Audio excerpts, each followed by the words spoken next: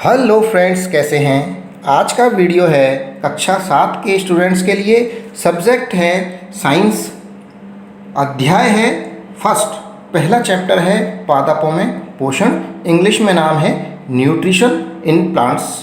दोस्तों, आज chapter number 1 के क्वेश्चन आंसर्स को देखेंगे। तो आइए देखते हैं। पाठगत प्रश्न है एनसीईआरटी की बुक में पृष्ठ संख्या 1 पर। पहला प्रश्न है, पादप अपना भोजन किस प्रकार बनाते हैं। उत्तर, सूर्य के प्रकाश तथा क्लोरोफिल की उपस्थिति में भूमि से प्राप्त जल एवं खनिज तथा वायुमंडल से प्राप्त कार्बन डाइऑक्साइड की सहायता से पादप यानी कि पौधे अपना भोजन बनाते हैं। भोजन निर्माण का कार्य मुख्यतः पादपों की हरी पत्तियों में होता है। प्रश्न संख्या 2, पादपों की तरह हमारा शरीर भी कार्बन डाइऑक्साइड, जल एवं खनिज से अपना भोजन स्वयं क्यों नहीं बना सकता। उत्तर, कार्बन डाइऑक्साइड, जल एवं खनिज से अपना भोजन स्वयं बनाने के लिए क्लोरोफिल नामक हरा वर्णक होना जरूरी है, जो कि पादपों में तो होता है परंतु हमारे शरीर में नहीं होता। यही कारण है कि पादपों की तरह हमारा शरीर कार्बन डाइऑक्साइड, जल एवं खनिज से अपना भोजन स्वयं नहीं बना सकता। प्रश्न संख्या 3, जड़ द्वारा अवशोषित जल एवं खनिज पत्ती तक किस प्रकार पहुँचते हैं। जड़ द्वारा अवशोषित जल एवं खनिज वाहिकाओं द्वारा, वाहिका यानी नलिकाओं द्वारा पत्ती तक पहुँचते हैं। ये वाहिकाएं नली के समान होती हैं और जड़, तना, शाखाओं एवं पत्तियों तक फैली हुई होती हैं। पोषकों को पत्तियों तक पहुंचाने के लिए ये वाहिकाएं एक सतत यानी बिना रुकावट का मार्ग बनाती हैं। ये भी पाठगत प्रश्न हैं एनसीईआरटी की बुक में पृष्ठ संख्या 2 पर। तो पहला प्रश्न है, पत्तियों में ऐसी क्या विशेषता है कि ये खाद्य पदार्थों का संश्लेषण कर सकती हैं परंतु पादप के दूसरे भाग नहीं। खाद्य पदार्थों का संश्लेषण दूसरे भाग नहीं कर सकते, केवल पत्तियां कर सकती हैं। इनमें क्या विशेषता होती है। तो देखिए, पत्तियों में क्या विशेषता होती है। उत्तर, पत्तियों में एक हरा वर्णक होता है जिसे क्लोरोफिल कहते हैं। पत्तियों के अंदर होता है ये एक हरा वर्णक जिसे क्लोरोफिल कहा जाता है, जो खाद्य पदार्थों के संश्लेषण में महत्वपूर्ण भूमिका निभाता है। क्लोरोफिल की वजह से पत्तियां खाद्य पदार्थों का संश्लेषण कर सकती हैं। पादप के दूसरे भागों में ये क्लोरोफिल उपस्थित नहीं होता है, इसी कारण खाद्य पदार्थों का संश्लेषण अन्य भाग नहीं कर सकते हैं। पाठगत प्रश्न पृष्ठ संख्या 3 पर, एनसीईआरटी की बुक में पृष्ठ संख्या 3 पर है ये प्रश्न। कुछ पादपों की पत्तियां गहरी लाल, बैंगनी अथवा भूरे रंग की होती हैं। क्या इन पत्तियों में भी प्रकाश संश्लेषण होता है। उत्तर, हरी पत्तियों के अतिरिक्त अन्य रंग की पत्तियों में भी क्लोरोफिल होता है, अतः इन पत्तियों में भी प्रकाश संश्लेषण होता है। दोस्तों, रंग से कोई फर्क नहीं है, फर्क है क्लोरोफिल है या नहीं। यदि उसमें क्लोरोफिल है तो वहाँ प्रकाश संश्लेषण होगा। तो यहाँ पर भी इन पत्तियों में भी जो अलग कलर की पत्तियाँ हैं उनमें भी क्लोरोफिल होता है, इसलिए इन पत्तियों में भी प्रकाश संश्लेषण होता है। परंतु इन पत्तियों में उपस्थित लाल, बैंगनी, भूरे अथवा अन्य रंग क्लोरोफिल के हरे रंग का प्रच्छादन कर देते हैं, अर्थात ढक लेते हैं। पाठगत प्रश्न है, पाठ के अंदर वाला प्रश्न, पृष्ठ संख्या 5 पर।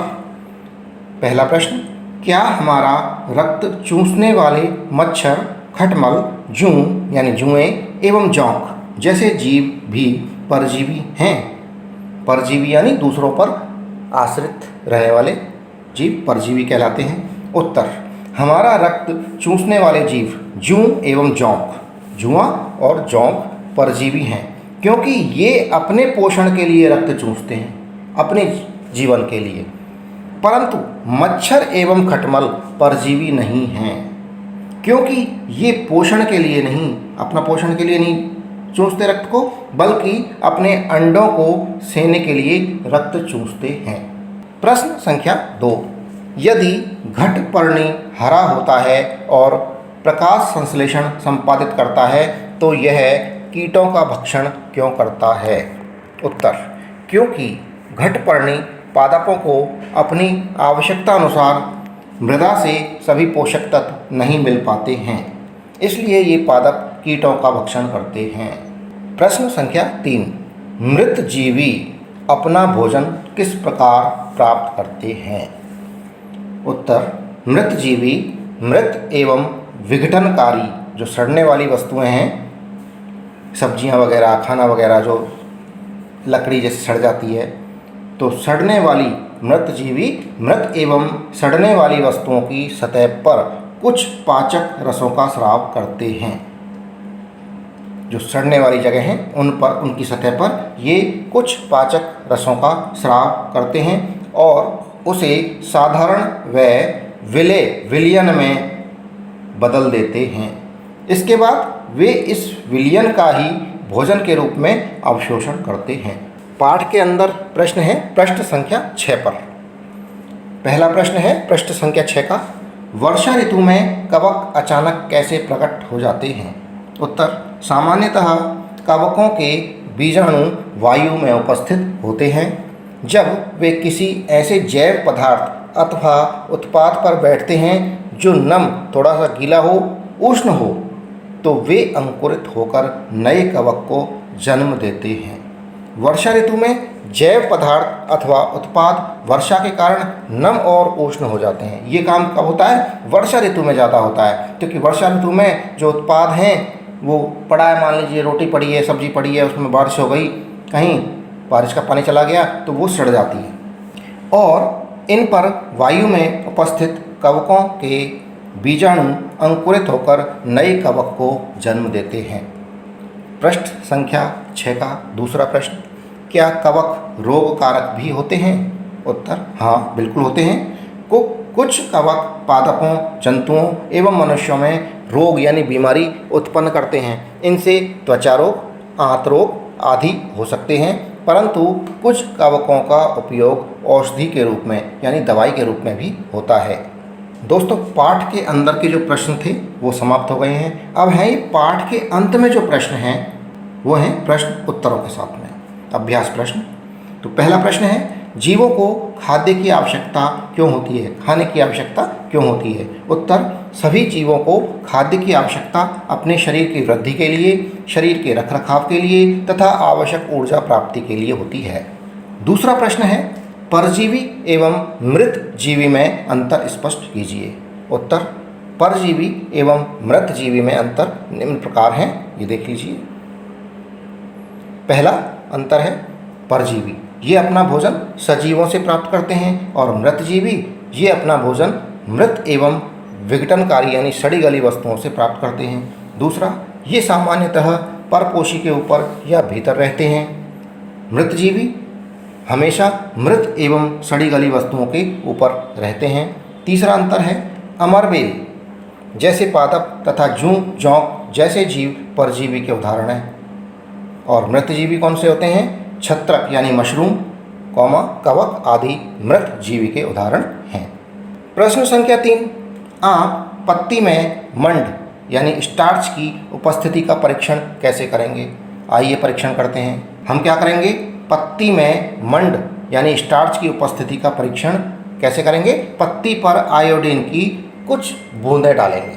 पत्ती पर आयोडीन कुछ बूंदें डालने पर देखते हैं कि उस स्थान का रंग गहरा नीला हो जाता है, जो ये बताता है, ये दिखाता है कि पत्ती में स्टार्च उपस्थित है। यदि पत्ती पे आयोडीन की कुछ बूंदें डाली जाएं तो देखते हैं कि उस जगह का, पत्ती की जो वो जगह है वो रंग गहरा नीला हो जाता है। ये ही सिद्ध करता है कि पत्ती के अंदर मंड यानी कि स्टार्च उपस्थित है। प्रश्न संख्या 4, हरे पादपों में खाद्य संश्लेषण प्रक्रम का संक्षिप्त विवरण कीजिए। उत्तर, हरे पादपों में खाद्य संश्लेषण प्रक्रम। हरे पादपों में खाद्य संश्लेषण प्रक्रम प्रकाश संश्लेषण की क्रिया द्वारा संपन्न होता है। प्रकाश संश्लेषण के दौरान पत्ती की क्लोरोफिल युक्त कोशिकाएं सूर्य के प्रकाश की उपस्थिति में कार्बन डाइऑक्साइड और जल से कार्बोहाइड्रेट का संश्लेषण करती हैं। इस प्रक्रिया को निम्न समीकरण द्वारा दर्शा सकते हैं। तो कार्बन डाइऑक्साइड प्लस जल, जब इनकी अभिक्रिया होगी सूर्य के प्रकाश में और पत्तियों में क्लोरोफिल होता है, क्लोरोफिल की उपस्थिति में, तो क्या बनेगा, कार्बोहाइड्रेट बन जाएगा प्लस ऑक्सीजन का उत्सर्जन होगा, ऑक्सीजन भी निकलेगी। पौधों से ऑक्सीजन जो निकलती है वो काम आती है हमारे, हम ऑक्सीजन लेते हैं, पौधे ऑक्सीजन छोड़ते हैं। तो यहाँ ये पौधों ने ऑक्सीजन छोड़ दिया है। इस प्रक्रिया में ऑक्सीजन निर्मुक्त होती है, यानी ऑक्सीजन तैयार होती है, निकलती है, तथा कार्बोहाइड्रेट मंड स्टार्च में परिवर्तित हो जाते हैं।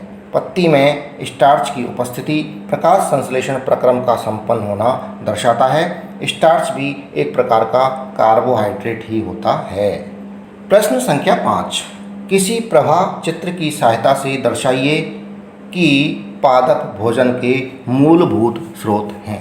तो देखिए पादप किस तरह से भोजन के मूलभूत स्रोत कैसे हैं। पादप को सबसे पहले कौन खाता है, टिड्डा या कीट। टिड्डा खाता है पौधे को, पौधे की पत्तियां वगैरह खा जाता है। इस टिड्डे को मेंढक खाता है, फिर मेंढक को सांप खाता है और सांप को गरुड़ खाता है। तो देखिए दोस्तों, यदि पादप नहीं होंगे, पादप हैं इसलिए टिड्डा है, और टिड्डा है इसलिए मेंढक है, मेंढक है इसलिए सांप है, सांप है इसलिए गरुड़ है। यदि पादप नहीं होंगे तो ये गरुड़ भी नहीं रहेगा, क्योंकि पादप के बिना टिड्डा नहीं होगा तो मेंढक को भोजन कहाँ से मिलेगा, और यदि मेंढक नहीं होगा तो सांप को भोजन कहाँ से मिलेगा, और यदि सांप नहीं होगा तो गरुड़ को भोजन नहीं मिलेगा। तो मूलभूत जो स्रोत है वो है पौधे, इसके ऊपर ही सारे निर्भर हैं। प्रश्न संख्या 6, रिक्त स्थानों की पूर्ति कीजिए। यहाँ पर कै, खे, गे, घे, ये रिक्त स्थानों की पूर्ति करनी है। तो कै देख लेते हैं सबसे पहले। क्योंकि हरे पादप अपना खाद्य स्वयं बनाते हैं इसलिए उन्हें रिक्त स्थान कहते हैं। इनके उत्तर अभी बताऊंगा, नीचे हैं। ख, पादपों द्वारा संश्लेषित खाद्य का भंडारण रिक्त स्थान के रूप में किया जाता है। ग, प्रकाश संश्लेषण के प्रक्रम में जिस वर्णक द्वारा सौर ऊर्जा संग्रहित की जाती है उसे रिक्त स्थान कहते हैं। घ, प्रकाश संश्लेषण में पादप वायुमंडल से रिक्त स्थान लेते हैं तथा रिक्त स्थान का उत्पादन करते हैं। रिक्त स्थानों में क्या आएगा वो देखना है। कै, क्योंकि हरे पादप अपना खाद्य स्वयं बनाते हैं इसलिए उन्हें स्वयपोषी कहते हैं। ख, यहाँ स्वयपोषी आ गया कै में, रिक्त स्थान में। ख, पादपों द्वारा संश्लेषित खाद्य का भंडारण मंड यानी कि स्टार्च के रूप में किया जाता है। यहाँ रिक्त स्थान में आ गया है मंड। ग, प्रकाश संश्लेषण के प्रक्रम में जिस वर्णक द्वारा सौर ऊर्जा संग्रहित की जाती है उसे क्लोरोफिल कहते हैं। घ, प्रकाश संश्लेषण में पादप वायुमंडल से कार्बन डाइऑक्साइड लेते हैं और ऑक्सीजन का उत्पादन करते हैं। तो यहाँ रिक्त स्थान हैं 2, इनमें एक में पहले में आएगा कार्बन डाइऑक्साइड, दूसरे में आएगा ऑक्सीजन। प्रश्न संख्या 7, निम्न कथनों से संबद्ध पारिभाषिक शब्द बताइए। क, पीत दुर्बल तने वाला परजीवी पादप। ख, एक पादप जिसमें स्वपोषण एवं विषम पोषण दोनों ही प्रणाली पाई जाती हैं वो क्या कहलाता है। ग, तीसरा, वे रंध्र जिनके द्वारा पत्तियों में गैसों का आदान प्रदान होता है, विनिमय होता है, वो क्या कहलाते हैं। आइए देखते हैं उत्तर। तो पहला है कै, पीत दुर्बल तने वाला परजीवी पादप होता है अमरबेल। ख, एक पादप जिसमें स्वपोषण एवं विषम पोषण दोनों ही प्रणाली पाई जाती हैं वो है घटपर्णी। ग, वे रंध्र जिनके द्वारा पत्तियों में गैसों का आदान प्रदान होता है वे होते हैं पर्णरंध्र। प्रश्न संख्या 8, सही उत्तर पर सही का निशान लगाइए, टिक का निशान लगाइए। तो पहले 8वें प्रश्न में है कै, अमरबेल उदाहरण है किसी, यहाँ देखिए लाल रंग से टिक का निशान लगा हुआ है, दूसरे पर परजीवी का। अमरबेल उदाहरण है किसी परजीवी का। ख, कीटों को पकड़कर अपना आहार बनाने वाले पादप का नाम है घटपर्णी यानी पिचर पादप। तीसरे पर टिक लगा दीजिए। प्रश्न संख्या 9, कॉलम ए में दिए गए शब्दों का मिलान कॉलम बी के शब्दों से कीजिए। कॉलम ए के अंदर शब्द दे रखे हैं क्लोरोफिल, नाइट्रोजन, अमरबेल, जंतु, कीट, भक्षी। कॉलम बी के अंदर हैं जीवाणु, परपोषित, घटपर्णी, पत्ती और परजीवी। इनका मिलान आइए मिलान कर लेते हैं। क्लोरोफिल किस में होता है? पत्ती में, इसलिए मिलान हो गया क्लोरोफिल का पत्ती से। नाइट्रोजन जीवाणु से मिलान हो गया। अमरबेल परजीवी है, इसलिए इसका परजीवी से मिलान हो गया। जंतु का परपोषित से, कीट बक्षी का घटपर्णी से मिलान हो जाएगा। प्रश्न संख्या 10, निम्न कथनों में सत्य एवं असत्य कथनों का चयन कीजिए। क, प्रकाश संश्लेषण में कार्बन डाइऑक्साइड मुक्त होती है। ये कथन गलत है, क्योंकि प्रकाश संश्लेषण में ऑक्सीजन निकलती है, ना कि कार्बन डाइऑक्साइड। है, ऐसे पादप जो अपना भोजन स्वयं संश्लेषित करते हैं मृतजीवी कहलाते हैं? नहीं, स्वपोषित कहलाते हैं। ग, प्रकाश संश्लेषण का उत्पादन प्रोटीन नहीं है। ये कथन सही है। घ, प्रकाश संश्लेषण में सौर ऊर्जा का रासायनिक ऊर्जा में रूपांतरण हो जाता है। ये कथन सही है, इसलिए सत्य लिख दीजिए। सही विकल्प चुनिए। प्रश्न संख्या 11, पादप के किस भाग द्वारा प्रकाश संश्लेषण हेतु वायु से कार्बन डाइऑक्साइड ली जाती है? यहाँ सही ऑप्शन है ख, रंध्रों द्वारा। प्रश्न संख्या 12, वायुमंडल से मुख्यतः जिस भाग द्वारा पादप कार्बन डाइऑक्साइड प्राप्त करते हैं वह है? सही उत्तर है घ, पत्तियाँ। दोस्तों, इसी के साथ में ये वीडियो समाप्त हुआ। जो चैनल पर नए हैं वो चैनल को सब्सक्राइब ज़रूर कर लें। वीडियो पसंद आ रहा है तो वीडियो को लाइक ज़रूर करें। धन्यवाद, थैंक यू।